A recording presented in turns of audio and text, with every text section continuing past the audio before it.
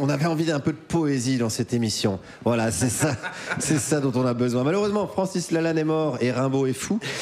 Ou l'inverse, je sais plus. Mais peu importe, puisqu'ici, on a le meilleur poète, mesdames et messieurs, Jean-Noël Mistral. Bonsoir. C'est allumé le son là? Oui, Jean-Noël. Bonsoir. Je suis Jean-Noël Mistral, je sais pas si vous l'avez dit. Je suis, excusez-moi, je suis un peu speed, j'ai mangé du persil. Donc, je sais que là, il faut vraiment, bon, au niveau des poésies, là, moi, voilà, je vais faire, à la fin de cette phrase, il y a un adjectif. Donc, normalement, c'est plutôt lent. Là, je vais être obligé d'être, désolé pour les fans, hein, je vais être obligé d'être un peu rapide et pour la délicatesse, essayer d'avoir des orgasmes poétiques, mais très rapidement. Non, faut pas que je fasse ça. C'est encore un conte d'actualité puisque ça se passe au Moyen-Âge. Ça s'appelle La princesse aux petits pieds. Oh. Vous allez me dire, c'est peut-être pas crédible. Bon. Les gens sont médusés. Bon. C'est normal, c'est des militants. Hein. Ils sont pas forcément intelligents. Il était une fois une princesse aux yeux orange. Si bien que les gens se demandaient s'ils pouvaient passer. Mais surtout, elle avait des pieds si petits, arrêtez d'applaudir. Elle avait des pieds si petits qu'elle n'arrêtait pas de tomber en avant. Alors, elle marchait à quatre pattes. Cette princesse n'était pas de la race blanche. Elle n'était pas non plus de la race noire, ni non plus de la race écrue ou beige ou tirante sur l'ocre. Non. Ni même de Carcassonne. Non. Elle était de la race des élans.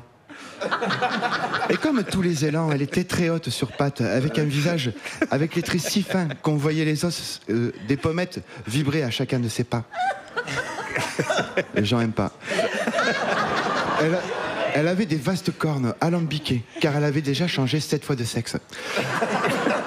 Car elle avait des problèmes d'indécision. Et c'est pour cela que les méchants du royaume l'appelaient Albator. Des fois j'écris des trucs, ça me vient, je sais pas pourquoi. Et elle gambadait dans les hautes herbes du Canada. Elle marchait de la neige, elle adorait ça. Alors ça lui fracturait les dents. Mais elle s'en fichait, parce que ça nourrissait que par succion. C'est véridique, hein. Elle suçotait des fruits, elle suçotait du seigle sauvage, des ventouses, mais c'était très rare, parce qu'on en trouve peu dans la nature. Et des piques verts. Et de plus, elle était myope, et comme ça, elle pouvait se repérer par succion. Il pique ce fruit. Je dois être à côté d'un châtaignier. Et c'est comme ça aussi qu'elle reconnaissait ses amis, en leur suçotant le visage. Salut Gontran. Ah, c'est toi. Et Gontran était ravi en s'essuyant le visage plein de bave. Et tout le monde... Oh, je crevais. Tout le monde l'aimait bien. Et meuglé à son passage... C'est bientôt fini.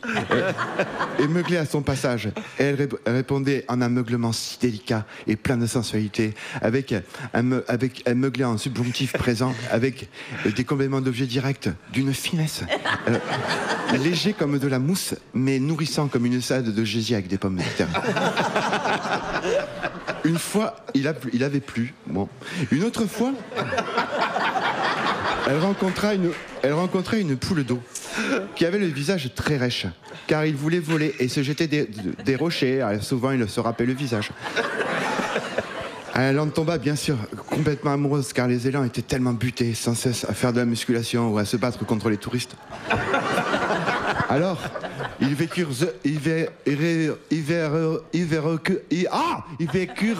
heureux dans un nid à même la vase. Et elle courait dans la savane avec son ami sur le dos, au bord des falaises pour l'aider à voler.